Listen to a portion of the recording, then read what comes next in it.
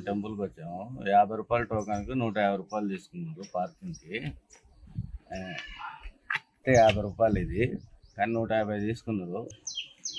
మేము 50 రూపాయలే కదా అని అడిగినందుకు, లేదు మీరు బయట పెట్టుకోండి బండి, లేకపోతే పక్కకి వెళ్ళిపోండి అంటే ఇంకా ఇచ్చి తీసుకున్నాము.